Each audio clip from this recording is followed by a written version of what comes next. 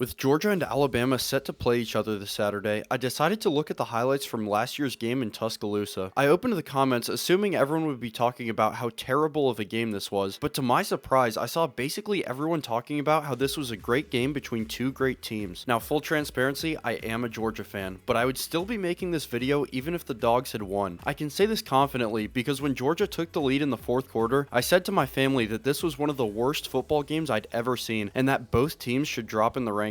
So this video will be a case study in how high-scoring games can still be bad football games, and why the 2024 Georgia-Alabama game was one of the worst football games I've ever watched. Alabama got off to a flying start in this one, with a deep pass getting them in the red zone before Milroe walked into the end zone untouched, which is something that would become a common theme in the first half. On Georgia's ensuing drive, we see something that would become a common theme for the entire game, which is Beck lobbing up deep back shoulder throws. This one was called back for offensive pass interference, and the Dogs were forced to punt. On Alabama's next drive, running back Justice Haynes cut through the Georgia defense like they weren't even there for a 30-yard gain. Then Milroe threw a beautiful touchdown pass on a wheel route, and suddenly Bama was up 14-0. Alright, so nothing too out of the ordinary so far. The hometown team was off to a hot start, but Georgia had been in these situations before. It was time to lean on their identity as an elite run team to gain some yards and give their defense some time to breathe. Ball out quickly, it is intercepted! Picked off by Damani Jackson! Alright, so the Dogs did not do that and threw a pick caused by some form of miscommunication. Well, now it's time for that defense to show they can make a big stop. And Alabama walks into the end zone untouched once again, and it's 21-0 in favor of the Crimson Tide. On Alabama's next offensive drive, the Dogs finally seemed to make a stop, forcing Alabama into a 4th and 1 at the 35-yard line. Alabama then lined up to go for it. Okay, Dogs, Jalen Milroe has been tearing you apart on option plays. Surely we're going to contain and not let him outside. Milroe, keeper. First down and more. Tight roping down the sideline. Touchdown.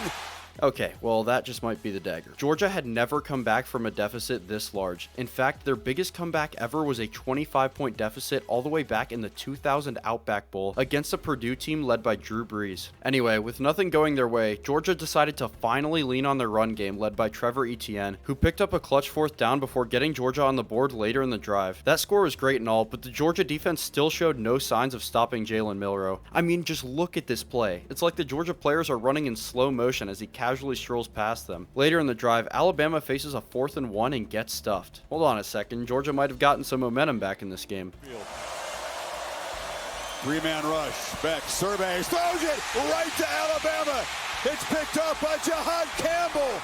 Alright, Bama picks the ball off on a pass that never had a chance of reaching its target, and the Crimson Tide are in a perfect position to put this game away. But then the Georgia defense keeps their team in it with a clutch and perhaps lucky interception to stop Alabama from putting up points. Shortly after, Georgia finds themselves in this situation. It's 3rd and 10 on their 5-yard line, with Alabama showing 8 rushers at the line of scrimmage. Surely one of Beck's receivers is going to be on a short route in case he's pressured and has to check it down, right? Oh, we sent all 3 players on deep routes. Nice call, guys. Anyway, this gets flagged for intentional grounding, so Alabama is awarded a safety. Bama then has a shot to put up even more points before the end of the half, but they decide to run this nonsense, which gets blown up and basically takes us into halftime. This was a sign that Alabama was just toying with Georgia at this point, but they were certainly taking their foot off the gas far too early. The second half saw some competent defense from both teams before the Georgia pass game finally found their footing, as Beck drove the Dogs down the field and scored a touchdown and a 2-point conversion to make it a 15-point ball game. On Alabama's next drive, Ryan Williams, did you know he was only 17? Pulled off a circus catch which set up a field goal to make it a 3-score ball game. Now in the fourth quarter, the Georgia offense found themselves in plus territory, but Carson Beck was stripped to end the drive. A few minutes later, Georgia went on a drive that would become the blueprint for their offense in the second half, and that drive consisted of abandoning the run game and just throwing the ball down the field. I am not exaggerating when I say each one of these throws made me hold my breath, but somehow, the drive ended in a Georgia touchdown. The defense would then make a stop, and Beck lobbed a ball down the field that got Georgia inside the 5-yard line. Is this a beautiful throw and catch? Yes, but it's not exactly representative of a team playing good football. This wasn't a ball thrown past the defender so Arian Smith could run under it, and the defender could have intercepted the ball if he had seen it earlier. But anyway, the Dogs punched it in and all of a sudden it was a 1-score game. Despite this fact, Alabama still seemed to be asleep at the wheel, muffing the kickoff so they had to start their drive from their own 2-yard line. A couple minutes later, Georgia would stop Alabama on a 3rd down, on a play that truly felt like Alabama had stopped playing to win and was now playing not to lose. Justice Haynes is a very good running back, but he basically quits on this play for seemingly no reason. After making the first man miss, all he has to do is keep driving his legs forward and he will get the first down. Instead, he hits the brakes entirely and seeks this contact from CJ Allen and falls sideways to end up just short of the first down. If he gets this, Alabama has a chance to keep running out the clock, but instead they are forced to punt. On Georgia's first play from scrimmage, Beck sits on his back foot and casually lobs the ball down the field. I thought this pass was going to get picked off when I saw it in the air, but wouldn't you believe it, somehow Georgia was in the lead. The 2-point conversion failed, and Alabama had 2.5 minutes to drive down the field. It's time for that dog defense to show up when it matters most. Gotta have it right now. And they take a downfield shot. And the catch is made. It's Ryan Williams, still spinning free.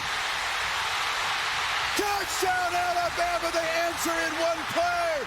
Well, that was quick. Following an incredible move from Williams and poor tackling by the Dogs, Bama had taken the lead right back, and they extended that lead to 7 with a 2-point conversion. This wasn't terrible for Georgia, however, as the quick score had given them more than enough time to drive down the field. With 3 timeouts and the 2-minute warning at their disposal, Georgia leans on their run game to start the drive. But once they get into plus territory, they decide to completely abandon that run game and go back to throwing up 50-50 balls. This gets them into a must-have 4th down situation, which they convert on a short slant. The Dogs are now here, on the 34-yard line with a minute to go and 2 timeouts left. They don't need to go for it all here. In fact, they don't really want it all here, as a quick touchdown would give Alabama a minute and 3 timeouts to go and kick a game-winning field goal. Inexplicably, Georgia lobs up another prayer and it falls incomplete. Alright, now Georgia is on the 20-yard line, 1st and 10 with 49 seconds and 2 timeouts left. So what do? Well, why not lob that thing up again?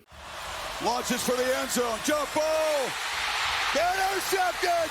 And Xavier Brown, the freshman, makes a game-saving play for Alabama.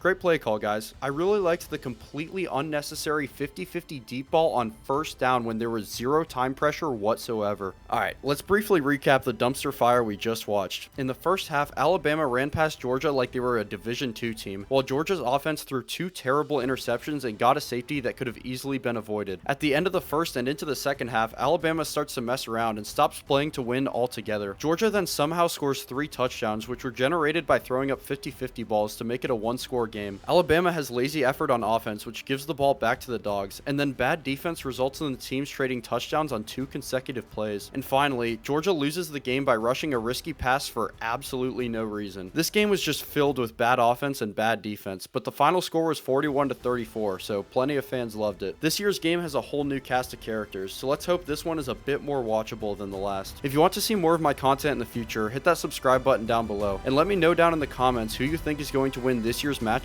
and by how much.